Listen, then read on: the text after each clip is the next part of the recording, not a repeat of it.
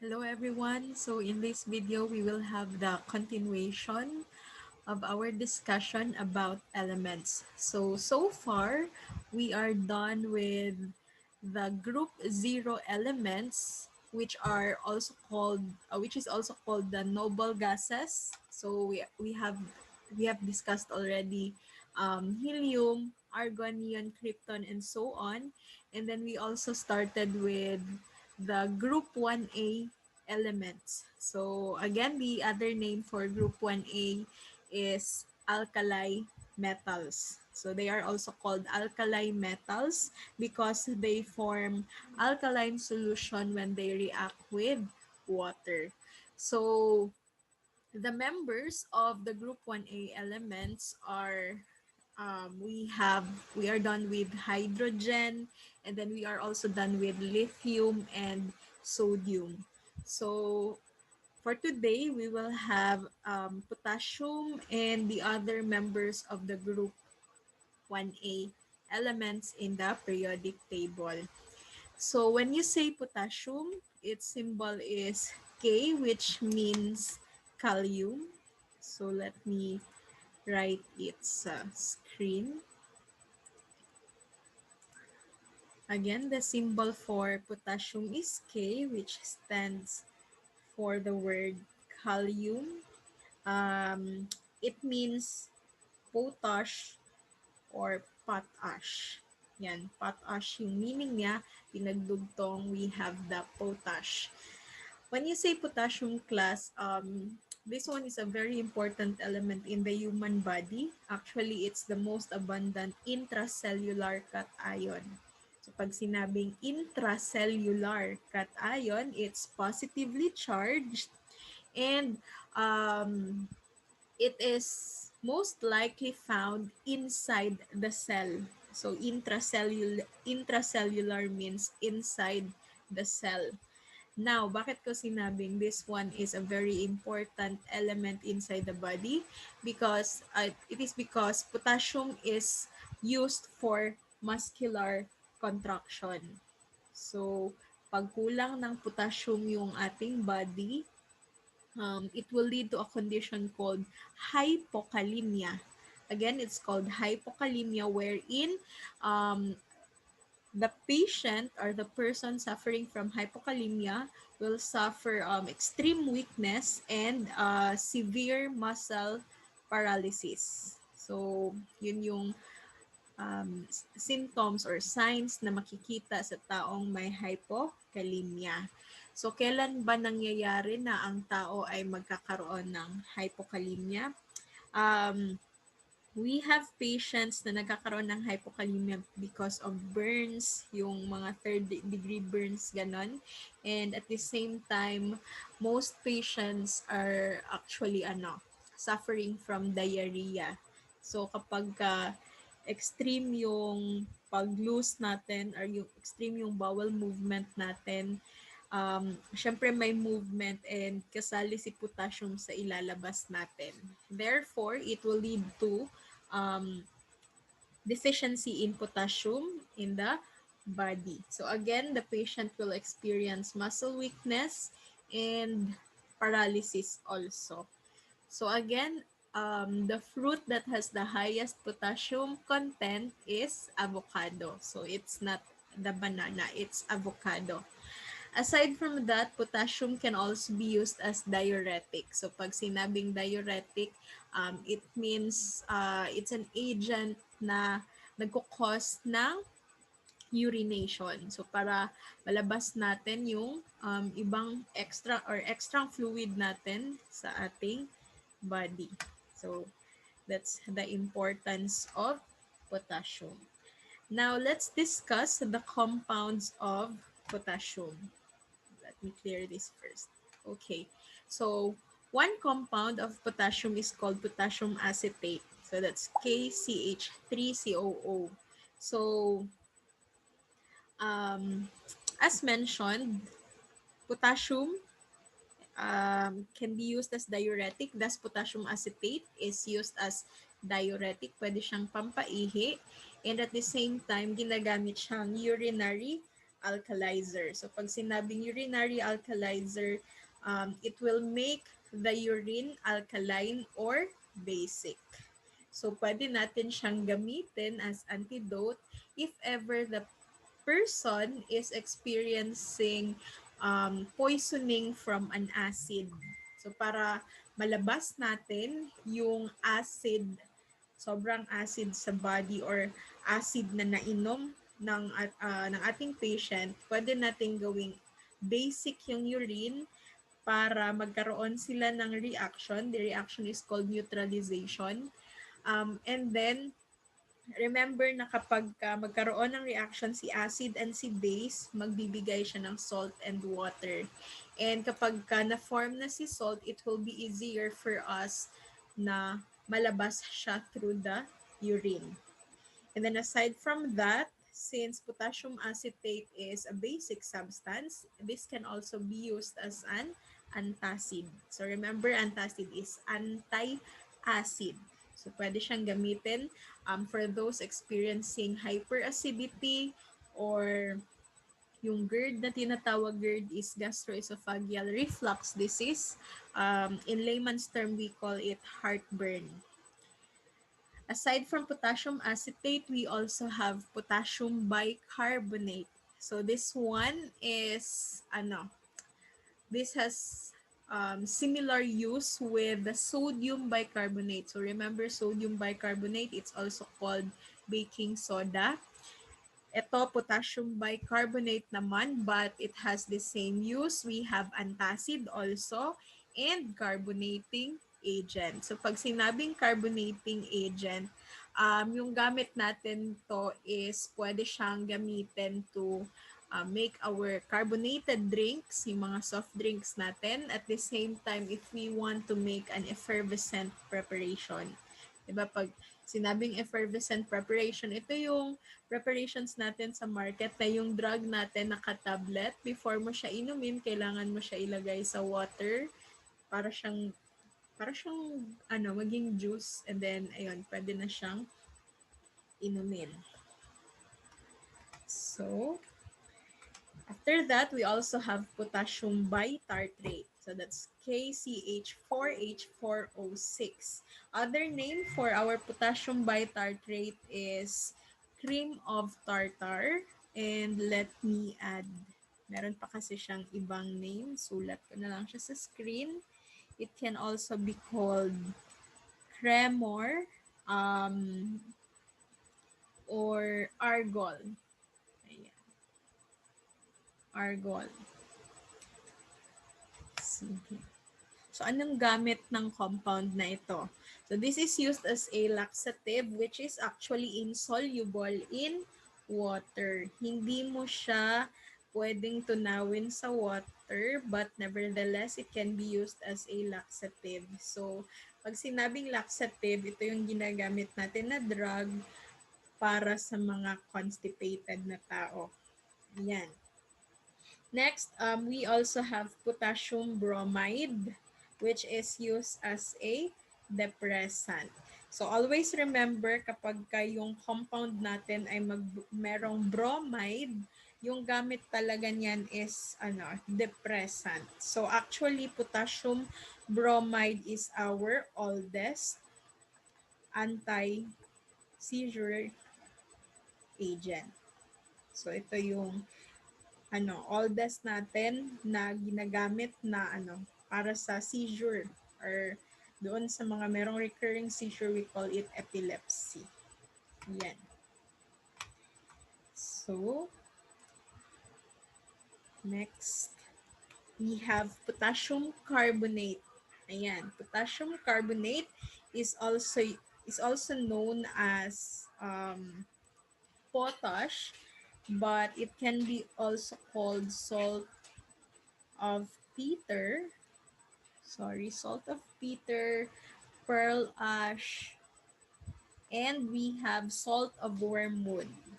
Ito yung other names ng ating potassium carbonate. So, di ba meron din tayong tinatawag na sodium carbonate, if you can still remember. Now, ito potassium carbonate, pero parehas din sila ng gamit. antacid, at the same time carbonating agent. Next, we have potassium chlorate, the KClO3. Um, this is known, let me write its other name. This is known as bertholate salt. Anong gamit ng ating potassium chlorate? This is actually an ingredient of our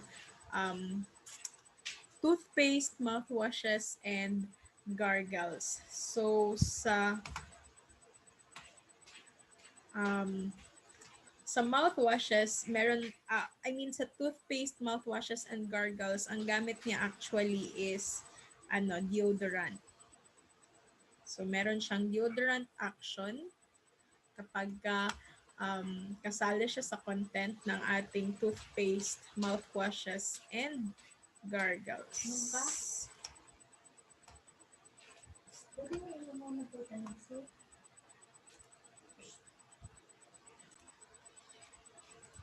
Okay, so we have another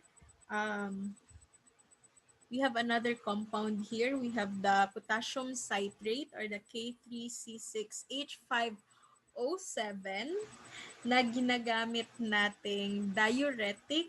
So since potassium siya, so meron siyang diuretic action. And at the same time, ginagamit natin siyang expectorant. So para ma-expel natin ang phlegm, and at the same time, diaphoretic. So do not forget, pag sinabing diaphoretic, this is used to increase perspiration. So para dun sa mga taong may problema with sweating, like hindi masyadong nagsisweat, meron talagang person na ganyan, this one can be used to increase the sweating. So, meron tayong potassium citrate sa market. We call it Acalca. Ito yung kanyang brand name ng potassium citrate, Acalca. Now, anong gamit ni Acalca? Ginagamit siya as treatment ng mga patients natin with renal lithiasis. When you say renal lithiasis, ito yung may mga kidney stones. And ginagamit din siya for hypocitruria. Yan, mga formers ng kidney stones. So, yung citrate kasi class, ginagamit kasi siya to inhibit the formation of kidney stones. Yung kidney stones natin, most likely, it is made up of calcium. And nai-inhibit kasi siya ni citrate. Kaya potassium citrate or yung Acalca natin is a treatment of renal lithiasis. Yan. Next, we have the potassium chloride. So, si potassium chloride is used as a replenisher, electrolyte replenisher. So, yung mga nakaka-experience ng dehydration due to diarrhea, pwedeng bigyan ng potassium chloride to replenish the lost na mga electrolytes. So, yan. But the problem with potassium chloride, you have to remember that this should be given slow IV drip or slow infusion. So, dapat slow kasi kapag nakalimutan natin, naging fast drip siya, it can cause the death of the patient. Kasi, please remember that potassium chloride is one of the substance that we use for lethal injection. Mag-cause siya ng cardiac arrest kapag hindi natin siya binigay slowly. Aside from that, we have Ringer solution. Ringer solution is actually an IV fluid also. Replenisher din ito. Binibigay siya sa hospital. Ang kanyang content is actually tatlo. We have the sodium chloride, the potassium chloride, and the calcium chloride. Ayan. Now, kung si potassium citrate is Acalca yung brand name niya, si potassium chloride naman, meron tayong well-known na drug sa market. its brand name is called Kalium Duruls. Ayan, Kalium Duruls. That's the brand name. And ito yung ginagamit natin as electrolyte replenisher. Ayan.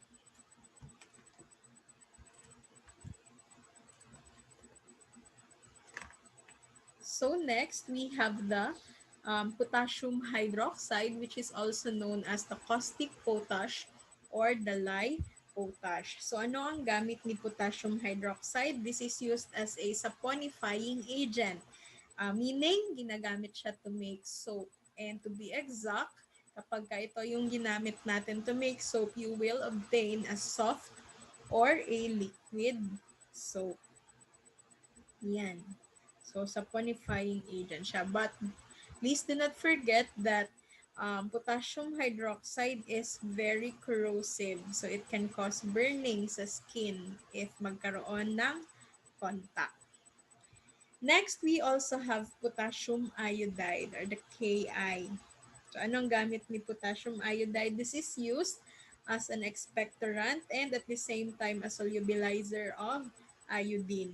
Plus, yung element kasi natin na iodine, hindi talaga siya basta-bastang natutunaw, like ilagay mo siya sa water, it is not soluble.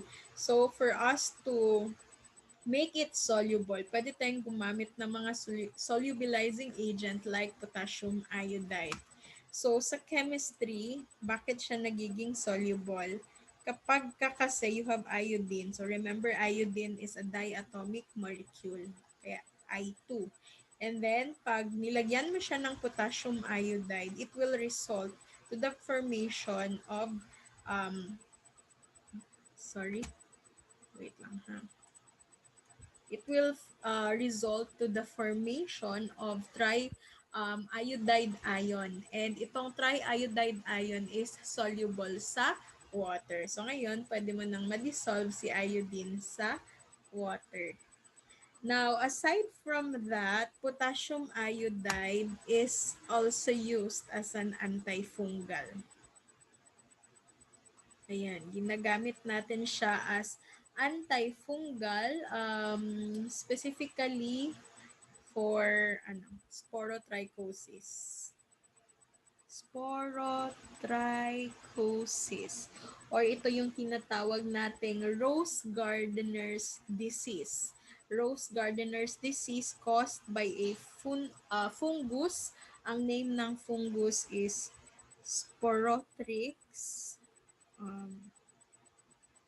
Schenke. Ayan.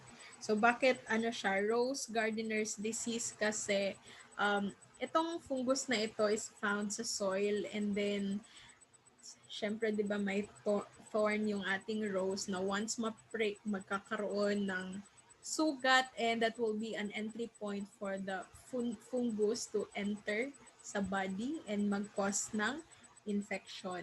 So, pwede nating gamitin si potassium iodide. We call it KISS. Potassium iodide saturated solution yung meaning niyan.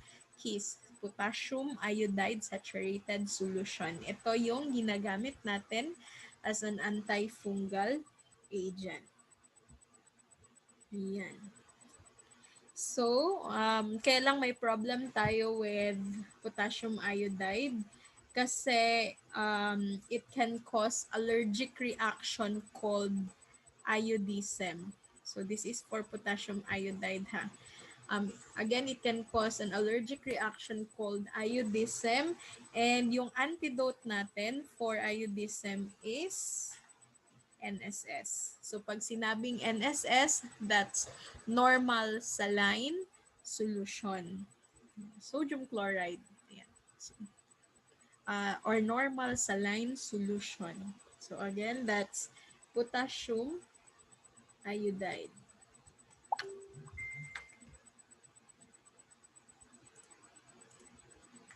Next, we have the potassium nitrate or KNO3, also known as saltpeter, saltprunel, or salitre. So ito yung tinatawag na nating salitre na ginagamit as meat preservative. So again, ginagamit siyang meat preservative. But aside from that, ginagamit din siyang component pag manufacture ng gunpowder. Yung gunpowder na tinatawag or kahit na ibang explosives, pwedeng gamitin si potassium nitrate. Kaya hindi ka basta-bastang nakakabili ng potassium nitrate sa any store na nagbebenta ng chemicals kasi this is being regulated kasi nga ginagamit siya to make explosives. But aside from that, let me add potassium nitrate is also used as a tooth desensitizing agent. So actually, ito yung component ni Sensodyne. So we have a toothpaste in the market called Sensodyne which contain 5% potassium nitrate. So ano yan siya? Anong pinagkaiba niya from other toothpaste? Pag sinabing ang toothpaste ay para sa mga pangingilo, and then so tooth desensitizing agent. Ang ingredient niyan is potassium nitrate. Yan. So, aside from potassium nitrate, we also have the so-called potassium permanganate or KMNO4. This is actually color violet. Its solution is color violet. Other name for potassium permanganate is mineral chameleon. So if I can still remember, this is actually a favorite board exam question during our time. Ano daw yung other name ni potassium permanganate? So again, it's called mineral chameleon. So anong gamit ni potassium permanganate? This is actually a strong oxidizing agent. Nagkukos siya ng oxidation. So bawal na bawal, i-mix mo siya with a strong reducing agent. Kasi the outcome will be explosion. So pwede din gamitin to make fireworks and other explosives. Ayan. Again, this is a strong oxidizing agent and an antidote of strychnine. So strychnine is, what you call that? A plant constituent. So it's from Nux vomica. So that's the name of the plant. This is actually a toxic chemical or toxic plant constituent or plant alkaloid na ginagamit as a poison to kill small animals or small vertebrates such as birds and rodents. So, minsan, ginagamit siya like, di ba, so sa dating panahon, gumagamit sila ng arrow when they hunt for food. So yung iba, nilalagyan nila yung tip ng arrow neto para once na bumaon siya sa body ng animals na ito, mapopoison sila. Actually, it is a convulsant. So, mag-cause siya ng convulsion. So, kapag na-poison yung isang person nito, our antidote can be potassium permanganate. So, si potassium permanganate actually is self-indicating na volumetric solution. So, may encounter nyo yan siya once you reach third year. You will have your quality control subject. You will see there the titration setup. Maraming gamit kasi ang titration. Pwede siyang, actually yung pinakagamit niya is to identify the concentration of your solution if it is unknown. So, pwedeng gamitin si potassium permanganate to identify concentrations of other chemicals, especially the reducing na mga agents. And hindi mo siya kailangan ng indicator. So, sa previous lesson natin na mention natin yung indicator wherein kapag ka nag-change yung pH or acidity ng isang solution, mag-change din ang color, 'di ba, ni indicator like the phenolphthalein. So sa acid na environment, phenolphthalein is colorless. But once naging basic yung environment, it will become reddish pink.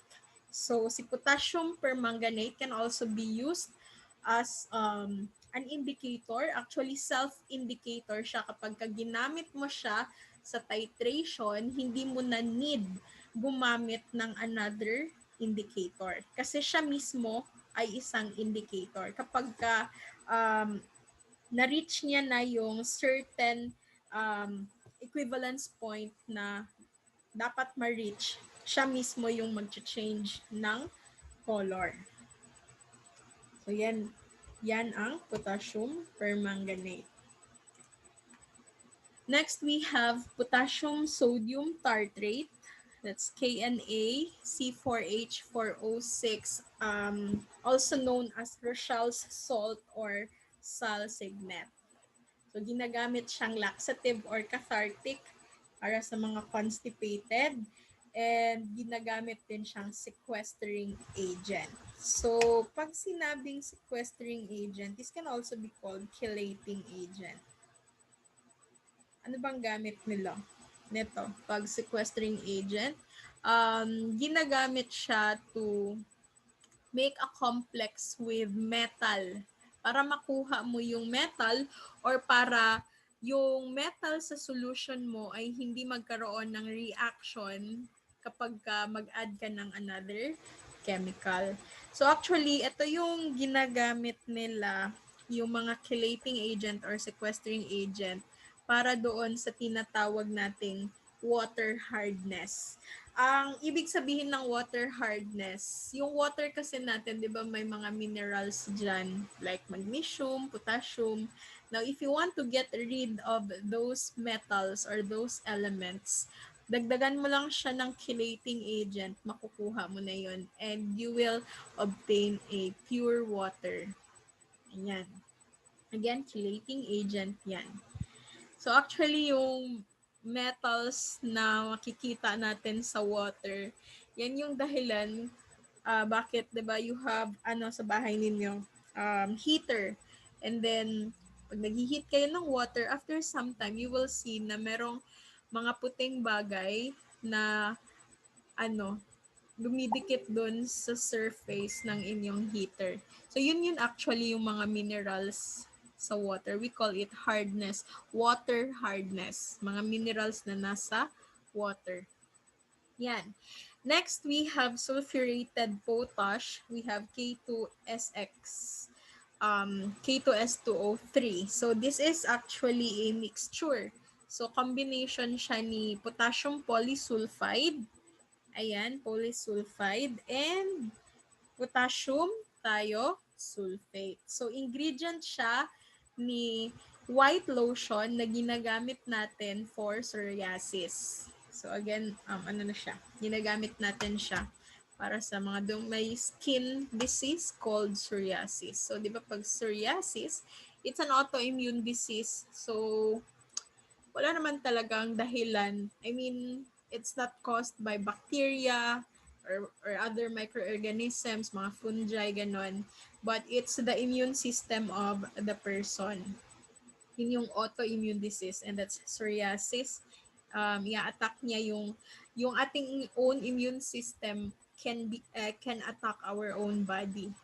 Yan. So, mag-manifest siya sa skin, and we call it psoriasis. Pwede nating gamitin itong white lotion, which is composed of sulfurated potash. Okay, so before we move on with cesium, let me add some potassium compounds na hindi nasali dito. So we have the potassium. This is another one. Potassium tetra iodomercurate. Ayan, 2. Meaning, the oxidation state of mercury is 2, positive 2. So, kanyang chemical formula is this one. K2HgI4, or this is what we call the Nessler's reagent. Nessler's reagent. Anong gamit ni Nessler's reagent? This is actually a solution used to detect ammonia. Again, this is used to detect ammonia. Yan ang gamit ni potassium tetraiodomercury. Yan.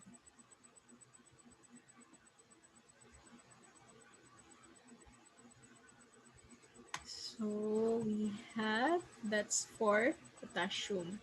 So, sa group 1A elements, we are done with hydrogen, lithium, sodium, and potassium.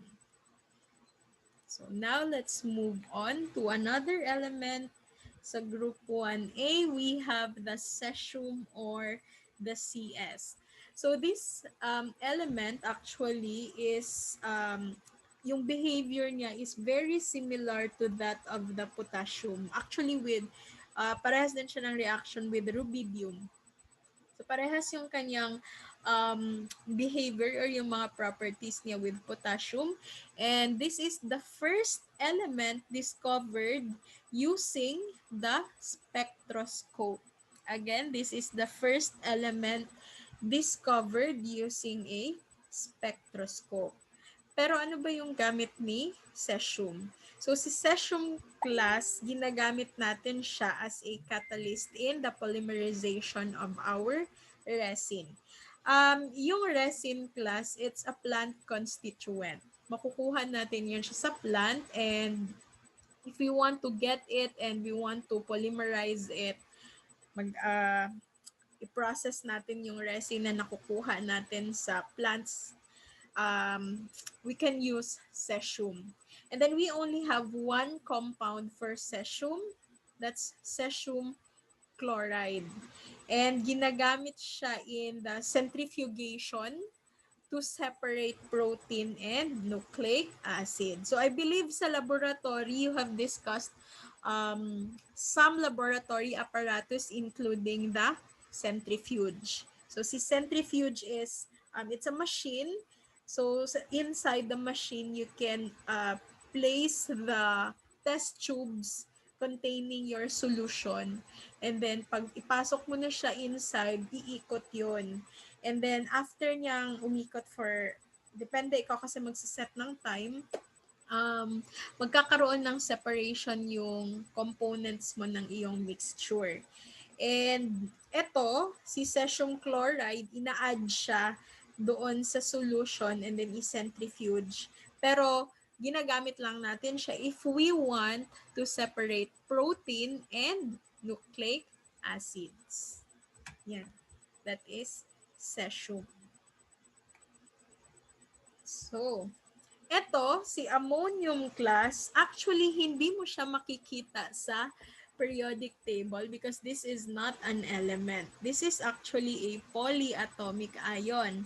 Pero bakit natin siya i-include dito sa group 1A? Ayan, i-include natin si ammonium sa group 1A.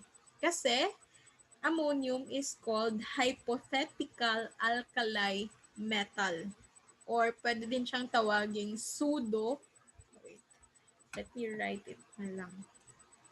Pwede din siyang tawaging pseudo alkali metal. So, bakit? Bakit hypothetical alkali metal siya? Kasi yung reactions ni ammonium, though it's a polyatomic ion, is similar to those of the other members of the group. So, parehas sila ng reactions ni sodium, ni potassium, kaya tinatawag siyang hypothetical alkali metal. So, si ammonium actually is a conjugate acid of ammonia. Ayan. So, di ba, ammonia is NH3. When it gains proton, it gains another hydrogen, it becomes NH4, but meron siyang charge. Yan. So, that is called ammonium na. Okay?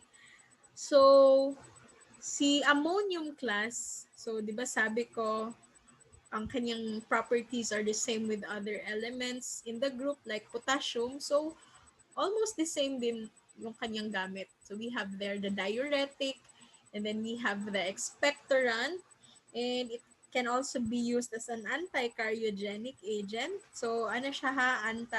Dental caries. And then, pwede din siyang gawing buffer. So, na-mention natin yung buffer sa previous lesson. Pag sinabing buffer, these are chemicals that will resist changes in pH. Pag inad mo siya doon sa solution, kapag ka nagdagdag ka ng another chemical na whether acid or base, magre-resist siya ng changes sa pH. So, hindi masyadong tataas or bababa yung pH ng iyong solution. So, that is buffer. So, let's move on sa mga compounds ng ating ammonium. First, we have the ammonium bromide. So, a while ago, nasabi ko na kapag merong bromide ang isang compound, automatic ang gamit niya is sedative or depressant. So, yan yun si ammonium bromide. Sedative or depressant siya.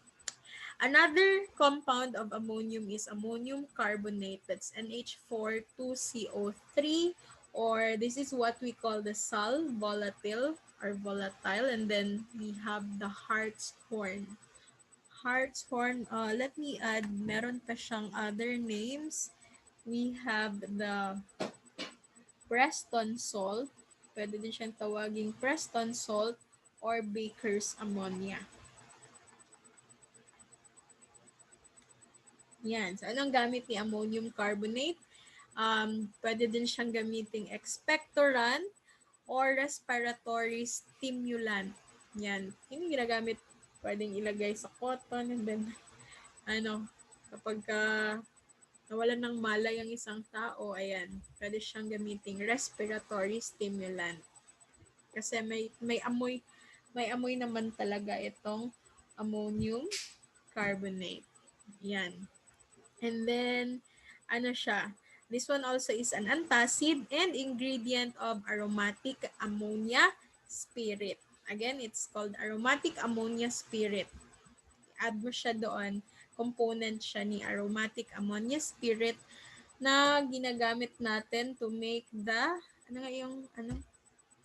yung nilalagay sa cotton, I forgot the name, yung may flower, nilalagay sa cotton pag ay malipong. And this is also, again, it is called Baker's ammonia kasi ginagamit siya as leavening agent, pampalsa.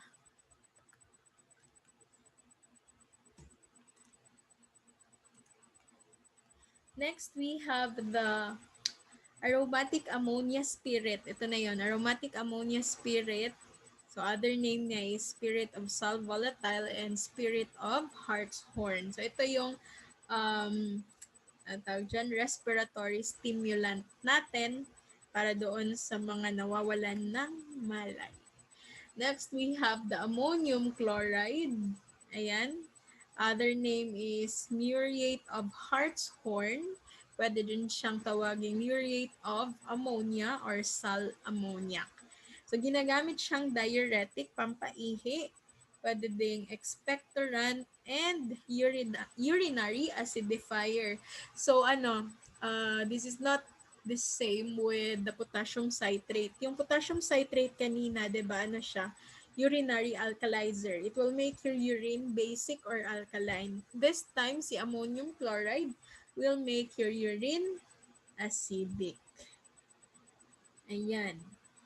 And other information that is important for you to know about ammonium chloride, this is a byproduct of sodium bicarb production. Again, when we want to produce sodium bicarbonate, yung baking soda natin, magkakaroon siya ng byproduct. So that's the ammonium chloride. So the name of the process of making sodium bicarbonate is called solvase process. Ayan. And another thing that you have to know about ammonium chloride, this is the drug of choice for amphetamine toxicity. Amphetamine toxicity. Si amphetamine, kapamilya yan ni shabu. Remember, the chemical name of shabu is methamphetamine. So this one is amphetamine. Ginagamit ito siya as CNS stimulant. At the same time, this is actually a drug for people with ADHD. Attention Deficit Hyperactivity Disorder. Diba? Common yan siya sa mga bata, ADHD. So, pwede siyang ibigay itong amphetamine. This is not shabu ha, kapamilya lang ni shabu. Na kapag ka nagkaroon ng toxicity, pwedeng gamitin si ammonium chloride para malabas si amphetamine from the body. Kasi amphetamine is a basic substance and ammonium chloride is a urinary acidifier. So magkakaroon ng reaction acid plus base. It will give you salt, and since salt is soluble sa water, it will be easier for you to excrete the substance via the urine. Yan. So next we have the ammonium iodide.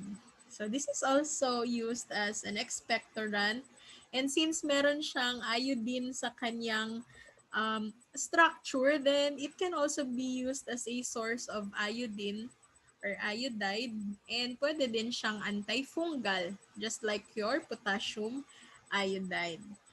And next, we have the ammonium acetate or spirit of Mindererus. Ito ginagamit siya as a buffer. So if you don't want your solution to change pH after some time or mag-change siya ng pH because you will be adding either acid or base, then you will use buffer like ammonium acetate para hindi mag-change or hindi mag-move ang kanyang pH. And then, meron tayong tinatawag na 16 degrees ammonia. Ayan, 16 degrees ammonia. Or we call this 16 degrees Beaumet. Ito yung tinatawag nating household ammonia, which contains 10% ammonia. This is actually a board exam question. Tinatanong nila ano yung tinatawag na household ammonia. That's 16 degrees ammonia or 16 degrees Beaumet. Yan. Okay, I would like to add, merong hindi kasi nasali dito na compound ni ammonium. First, we have the ammoniated mercury. Ammoniated mercury, or the chemical formula for ammoniated mercury is HgNH2Cl, or this is what you call white precipitate. So si white precipitate is actually used as a topical anti-infective. So, for example, you have skin infections. So, pwede nating i-apply si ammoniated mercury pero topical lang. So, sa skin lang ito. Next, we have ammonium dito na lang sa baba. Ammonium hydroxide. Yan. So, si ammonium hydroxide is used to separate bismuth from copper and cadmium. Hindi na siya maklaro. Anyway, ammonium hydroxide again is ginagamit natin sa laboratory para ma-separate natin si bismuth from copper and cadmium. Ayan, ammonium hydroxide. Kasi kapag ano siya, Pag nag-react kasi si copper with ammonium hydroxide, it will give you a blue na color. Kapag sa cadmium naman siya mag-react, it's colorless. Pero pag sa bismuth, it will give you a white solution. So, yun, madi-differentiate mo na si bismuth from cadmium and copper. Ginagamit siya not to separate literally, but to identify kung ang solution mo ba ay merong bismuth, copper, or cadmium. Ayan. So, let's discuss ammonia. Ammonia can be produced by a process called Haber's process or Haber's process. Pag nag-gain yan siya ng another hydrogen, again, it's called ammonium. Pero ang member ng group 1A is ammonium not the ammonia. An additional information lang ito. Okay, so we are done with ammonium. We are down with the last member. Actually, it's not the last, but hindi na natin i-discuss si francium kasi wala masyadong gamit si francium when it comes to pharmacy. So hanggang rubidium tayo, pero actually si rubidium wala din naman siyang pharmacological significance. Same thing with the cesium. Pero you just have to take note that rubidium behaves similarly with potassium. But let me add some info that may be useful sa inyo kasi baka i-question siya. Rubidium comes from the word rubidus, which means deepest red. Yan yung meaning ng name niya. Again, rubidium comes from the word rubidus, which means deepest red. So this one is the second element discovered by the use of spectroscope. So kanina si cesium, na-mention natin, siya yung first na na-discover using a spectroscope. Ito yung second, si rubidium. So let's have a recap. We are done with the group 0. We are also done with the group 1A elements or our alkali metals. So ano yung mga members ni alkali metals? We have the hydrogen, though hydrogen is not actually a metal, pero it's under the group 1A.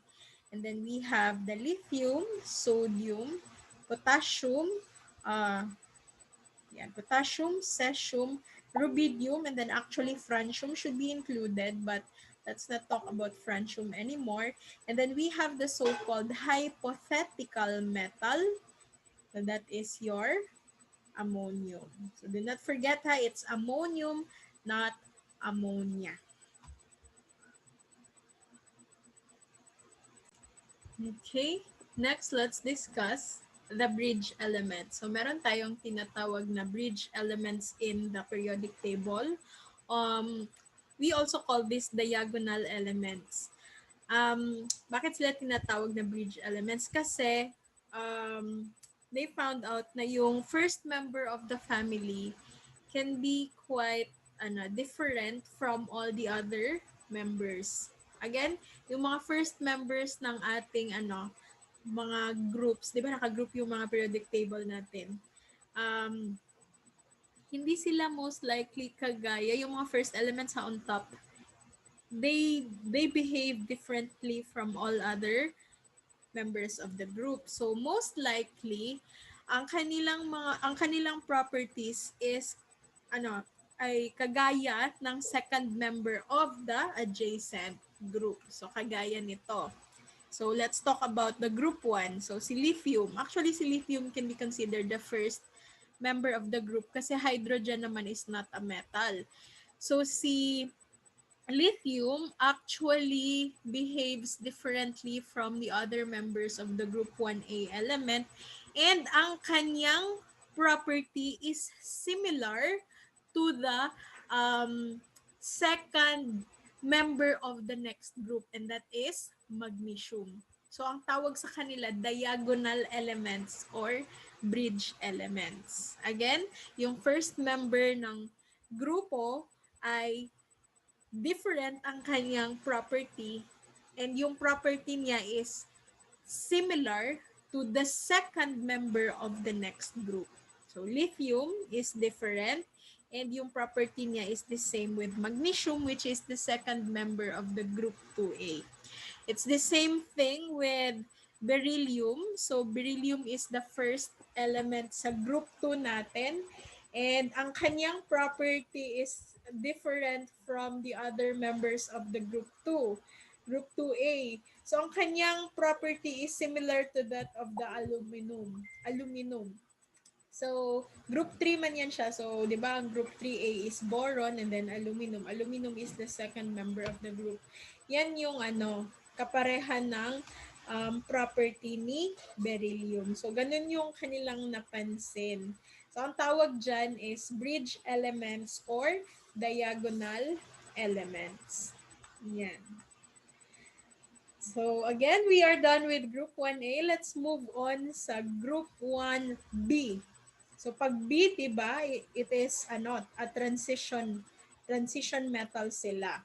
Pag 1B, 2B. Kasi dalawang groups tayo sa periodic table, group A and group B. Si group A, they are the representative elements, they are the most common elements, and then we have the group B, which are the transition metals. So si group 1B, ito na yung mga metals natin actually. They occur free in their metallic state. So, meron tayong makikita talagang metal ng mga members ng grupo na ito. They are easy to recover from their ores. So, like kung sila na nasa, what you call that? Nasa nature sila. And yung, di ba, nagmimina tayo. Nasa ores kasi itong mga metals na ito, madali silang kuhanin. And then they are also very malleable. Pag sinabi nating malleable ang isang metal, pwede natin siyang i-press, pwede natin siyang i-hammer, and then maging thin sheet sila. So, like kung very big yung ating metal, pwede natin silang i-press and pwede silang maging thin sheet. We call that property malleable or malleability. Yan. So, other name of group 1B is coinage metals. So, tinatawag silang coinage metals because they are our metals na ginagamit to make coins, literally. So, group 1A again, alkali metals. Group 1B, coinage metals. So, actually, these metals are heavy metals. Heavy metals, literally heavy metals because they have high density and at the same time, itong mga heavy metals natin can precipitate protein. So, pag nagkaroon sila ng interaction with your protein, magpa-precipitate, magiging solid si protein. Ayan. So what is the first member of the group? Group 1B, the coinage metal, we have the copper. Again, copper yung ating first member. Sorry for yan. So, let me write sa screen. Ayan, copper comes from the Greek word cuprum, which means Cyprian metal. And that kasi siya na-discover. So, Cyprian metal. Now, this metal is toxic. Though we have copper inside the body, pero included si copper sa ating mga trace elements. Meaning, dapat inside the body, very limited yung amount niya kasi toxic siya. Yan. So, sa body, ano lang siya, component ng hemocyanin. Again, component siya ng hemocyanin. This is a respiratory pigment. Ayan. Yan yung gamit ni, wait. Yan yung gamit ni hemocyanin, respiratory pigment. Yan. And aside from that, copper is also a component of cytochrome oxidase. So this is an enzyme. So enzyme siya in the body. So definitely, dapat very small lang talaga yung amount ni copper inside. Kasi again, toxic siya. And aside from that, small quantity will enhance the physiological utilization of iron. So kapag gusto mong magamit yung iron inside the body, kailangan merong presence ni copper. Yan. So yun yung tatlong gamit ni copper inside the body. Yun lang. Hindi mo pwedeng hindi pwede na masyadong marami si copper sa body, magkakaroon siya ng toxic effects. So, ano ba yung gamit ni copper? First, pwede siyang gamiting fungicide. Pag yung word nag-end sa side, it means sidal, meaning mag-kill. So, like, when you say fungicide, it will kill fungi. Yan. And then, pwede din siyang gamiting insecticide and algaecide. Like, yung sa swimming pools, kaya nagbo-blue yan siya kasi nilalagyan niya siya ng substance na may copper and para hindi para hindi magtubo ang yung mga algae natin. Hindi siya maglumot in short. Kaya nilalagyan. So we have a compound of copper called copper sulfate. Ginagamit siya sa test. You will encounter this when you reach your second year. You will have your biochemistry. Mas gamit kasi ito doon. The Fellings and the Benedict's solution. So ginagamit yan sila mga test for reducing sugar. Yan, test for reducing sugar yan siya para ma-differentiate natin yung different types of sugars that we have. Yan, Fellings and Benedict's test. So aside from that, what you need to know about copper, this is the only reddish colored metal. Again, pag metal siya, it's reddish colored. But actually, if it's in a solution, most of the time, copper is color blue. And what else? Copper is the third most malleable. Third lang siya ha, third most malleable. So, I have defined malleability or malleable a while ago. Next, third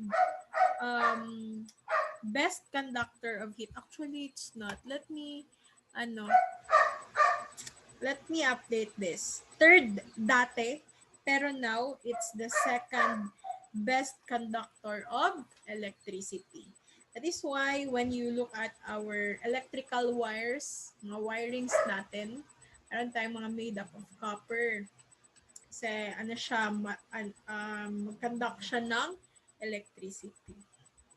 And at the same time, protein precipitant. Kasi again, this is a heavy metal. So it will precipitate protein. Magiging solid si protein yan.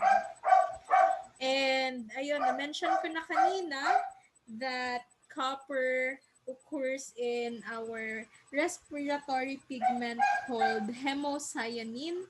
And meron tayong enzyme called cytochrome oxidase inside the body. Ayan. And aside from that, let me add also, we have the so-called alloys. So, pag sinabing alloys class, it's a combination of metals. Two or more metals, combination yan sila. Pero, di ba, i-combine mo ang dalawang metals, pero hindi mo sila basta-bastang masi-separate. Yan yung alloys. Now, meron tayong mga alloys that are made up of copper. So, for example, ng alloys natin, meron tayong tinatawag na brass. This is a combination of copper plus zinc. Again, pag pinagsama mo si copper and si zinc, it will form the alloy called brass. And then, meron tayong bronze, like bronze metal. This is actually an alloy. So, si bronze, hindi siya metal ha. It's an alloy, a combination. I mean, hindi siya single element or single metal. It's a combination. So, si bronze is a combination of copper plus tin. Again, copper plus tin. Kaya nung student ako, tinatandaan ko na lang ito. Ano sila? Baliktad. Brass S for zinc and bronze for S. Yan na lang tinatandaan ko para hindi ako malito sa kanilang dalawa. And then we have the so-called the Vardas alloy. Ito naman ay combination tatlo. We have the copper plus aluminum plus zinc. Yan, tatlo naman ito. So, ano ba yung pinagkaiba ni single metal and ni alloy?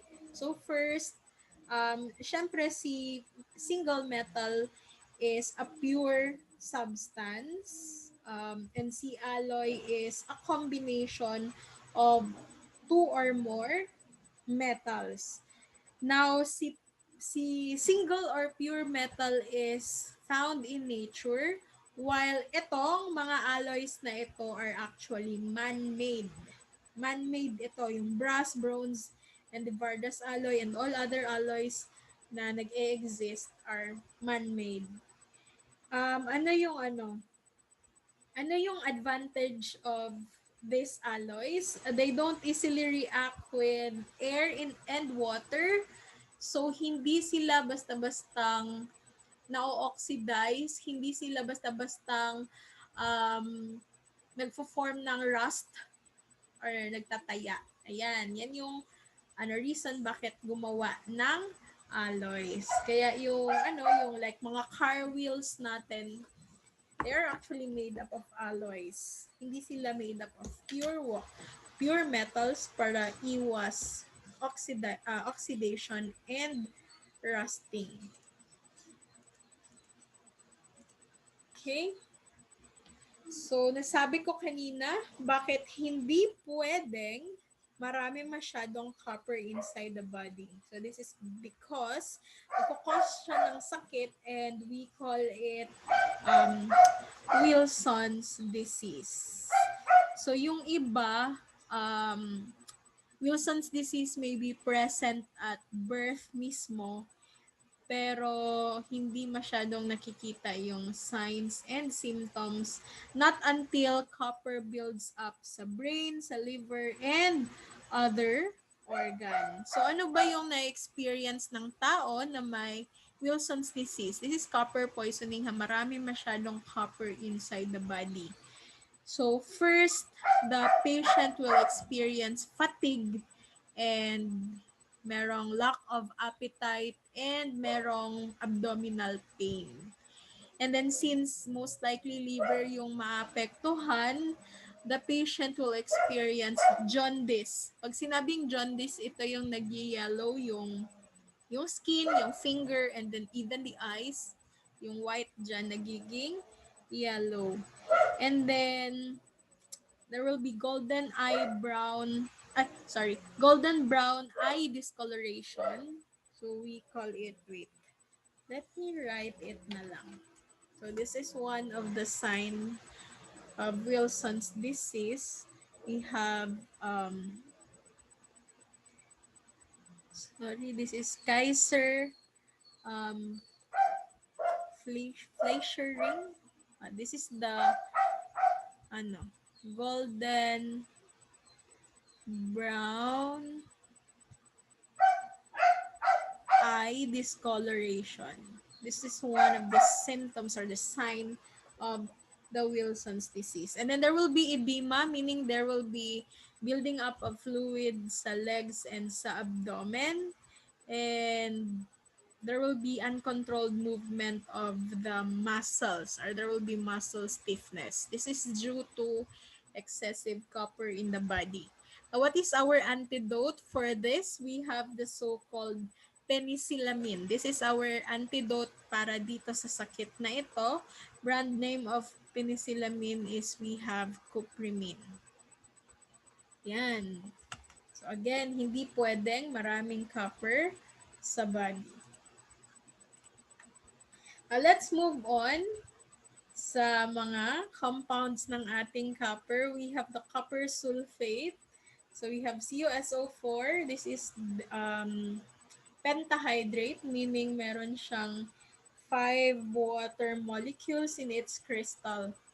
So other name for copper sulfate is blue vitriol or blue stone. Other would name this Roman vitriol. So anong gamit nito? This is used to prepare the solutions I have mentioned a while ago. We have the Benedict's and Fehling solution, and then we have additional solution there, the Barfoed's solution.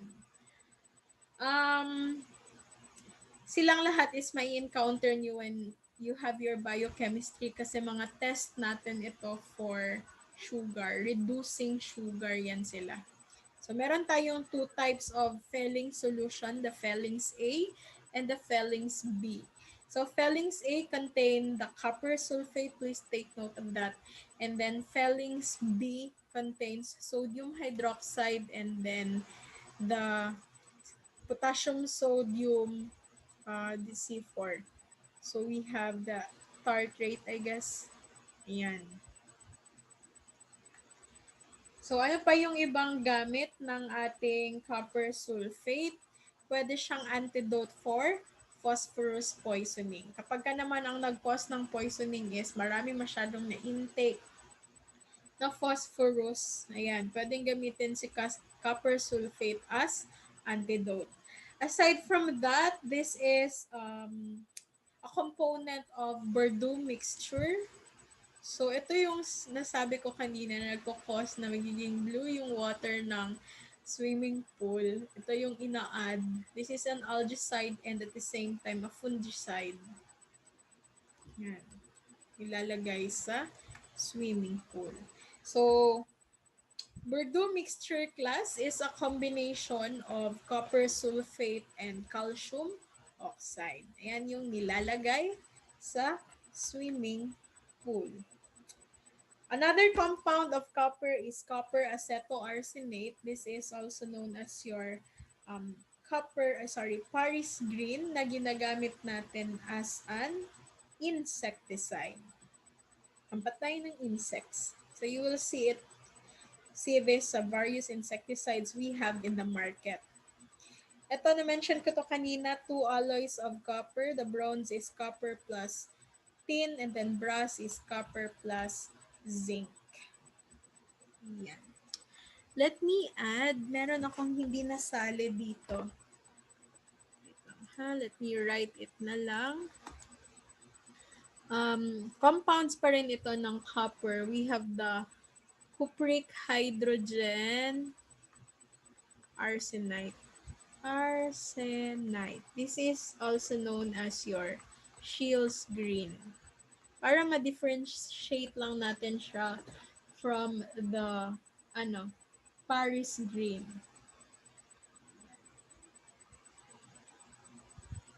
So, magkaiba sila ni Paris green. Pero, wala masyadong gamit si Scheele's green kasi this is toxic.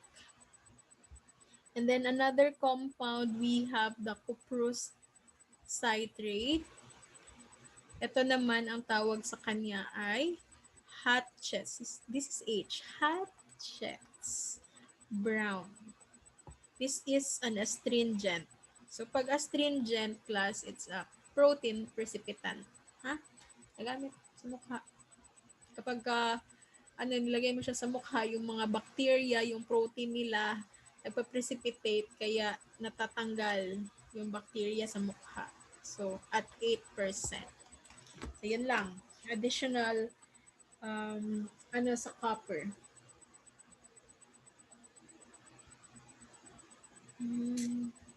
Let me see. Ayan. So, that's the first member of the group, copper. Now let's move on to the second member, and that is our silver. So silver, yung kanyang symbol ay Ag, which comes from the word argentum. Yan. Yan, bakit Ag? Argentum. So, ang ibig sabihin yan is shining. Shining naman talaga yung silver or bright. Yan. So, si silver has oligodynamic action, which means ano siya, astringent siya. It can precipitate the protein of the bacteria. So, thus, may nakalagay dyan, local germicidal siya. Yan. And we have silver nitrate.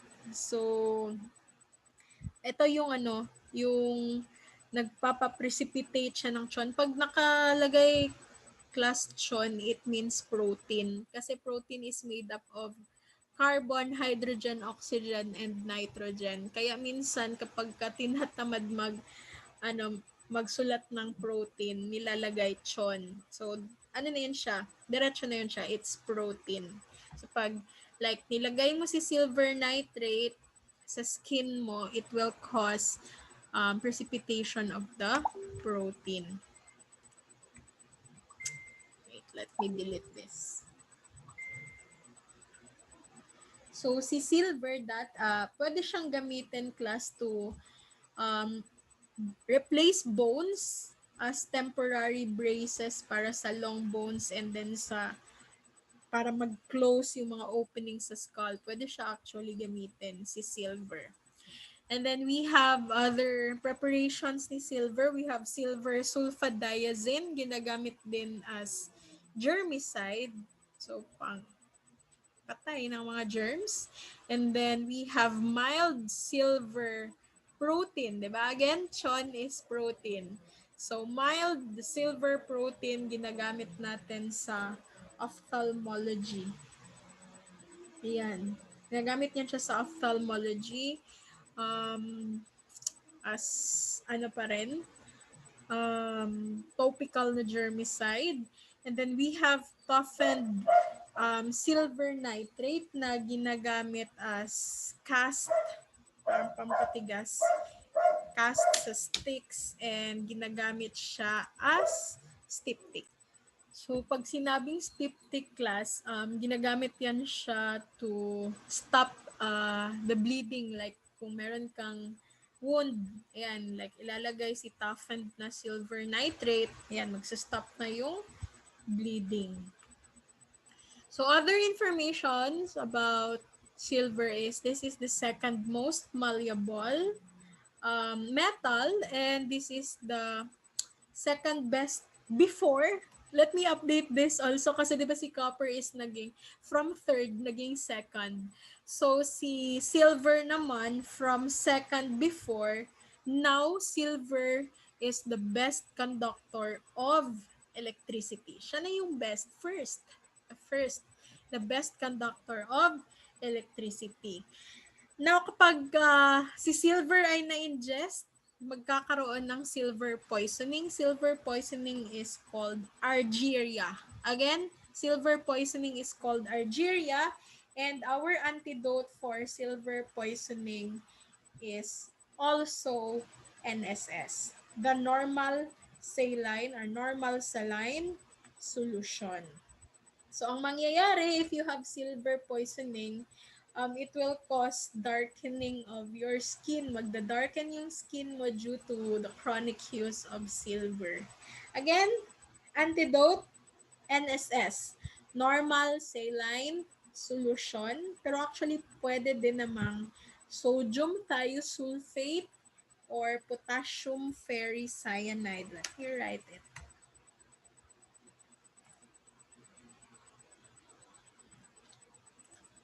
So again, antidote for silver, we have the NSS, but we can also use the sodium thiosulfate.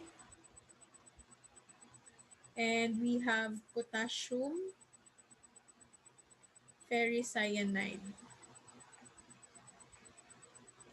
Yan. Let's move on sa compounds ng ating silver.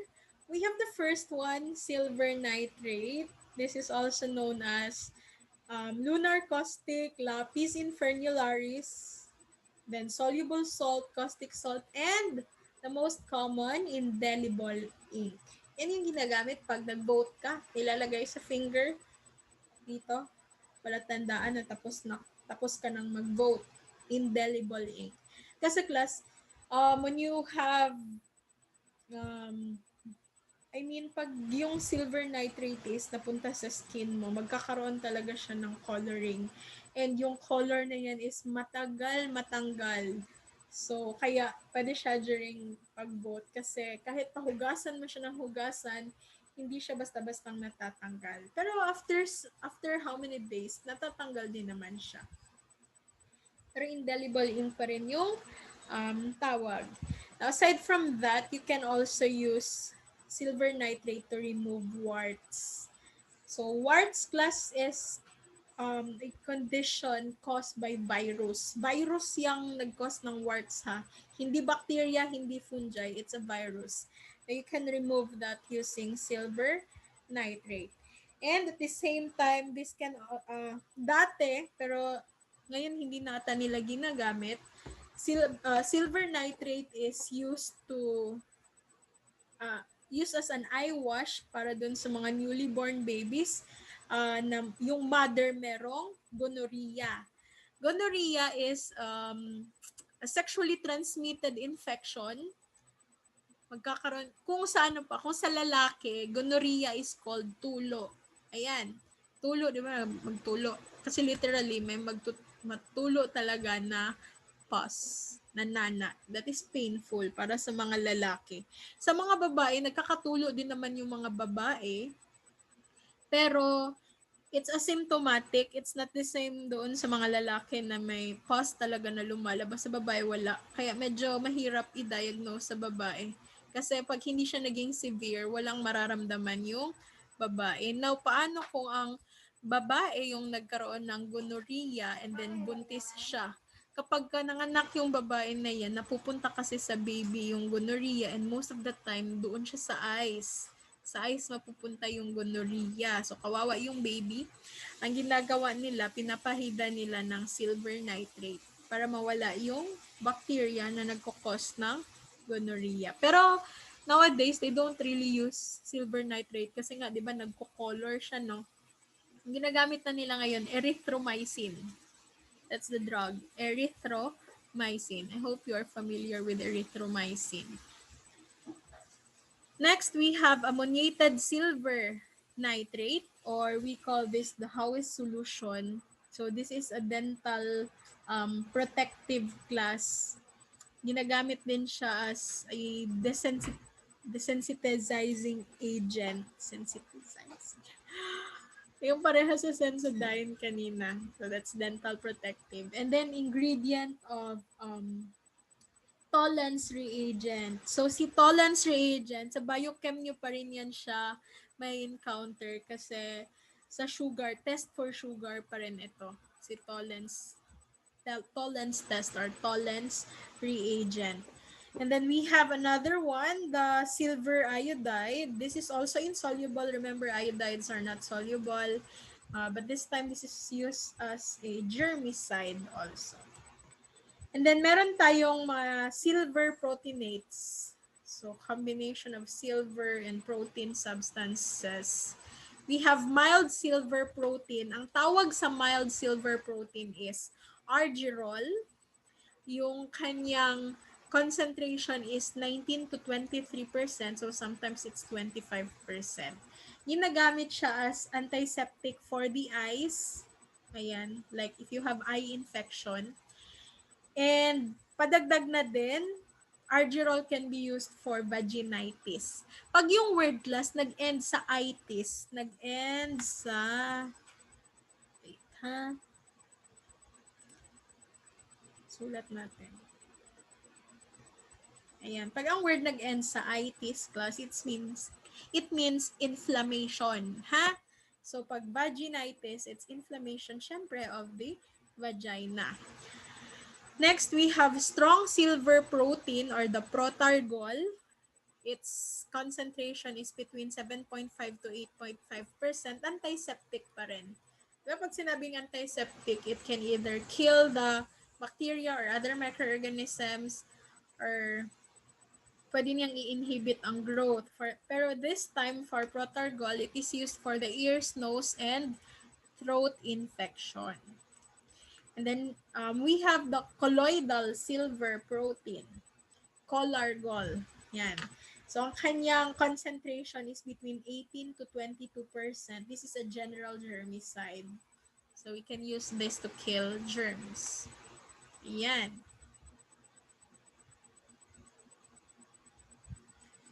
So, the third member of the group sa coinage metals ginagamit to make coins is the gold. Ayan. So, si gold is the king of all metals. Okay. Aside from that, gold undergoes auto-oxidation.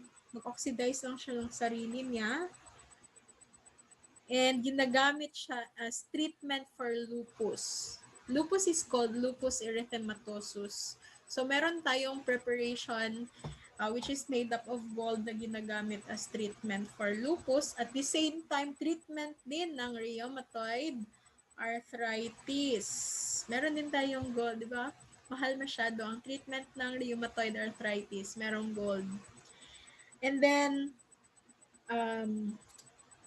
kapag ka naman nagkaroon ka ng toxicity sa gold, ang kanyang antidote naman is called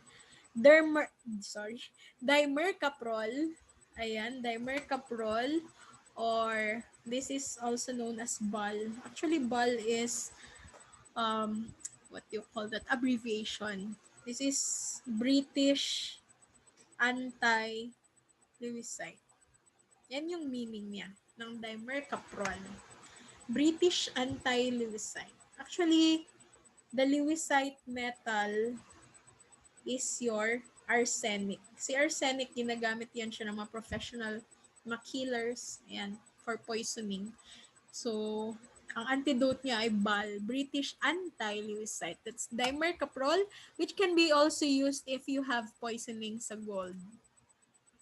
So again, AU ang kanyang symbol kasi it comes from the word aurum. It's the king of all metals, and this is a very soft metal. Now this is the most malleable since it is soft, so we can hammer it or we can press it to make thin sheets, and then we can form it to different na mga shapes and sizes and forms. But, ang nakalagay dito, di ba, best conductor siya dati. Pero ngayon, palit sila ng position. It's the third best conductor of electricity na. So, malalaman talaga natin ng hindi nag-watch ng recorded discussion na ito kasi ang nakalagay sa ating material is best siya. Pero ngayon, palit sila ng pwesto. This is now the third best conductor of electricity. So, ano yung side effect ni gold? It will cause contact dermatitis. So, meron mga tao talaga, class, na hindi nakaka-wear ng gold jewelries kasi nag-allergy. The allergy is called contact dermatitis. Pag nagkakaroon siya ng contact sa skin, nagko-cause siya ng allergic reaction, nagkakaroon ng inflammation sa skin, thus contact dermatitis. Ayan. So, ano yung mga compounds natin ng gold? We have the aurothioaglucose, the gold sodium thiomalate, and the auronopin na ginagamit orally. So, orally siya tinitake. Ito yung mga drugs natin na na-mention ko kanina, ginagamit as a treatment for rheumatoid arthritis. Again, rheumatoid arthritis ang gamit nito. Next, if you want to dissolve gold, remember gold is a metal, but it can actually be dissolved, not in the water, diba? syempre mahirap naman itunaw yung gold sa water, but meron tayong mga substances na nakakatunaw ng gold, and that is first the selenic acid. That's the single acid that can dissolve gold, and meron tayong combination ng 3 parts of hydrochloric acid and 1 part of the nitric acid. We call it aqua regia or the royal water kasi siya ay nakakatunaw ng king of all metals, which is gold. And then we have the so-called purple of caseous. This is actually the colloidal gold.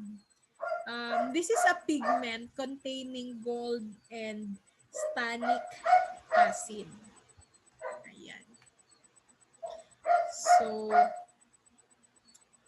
we will be ending our discussion here.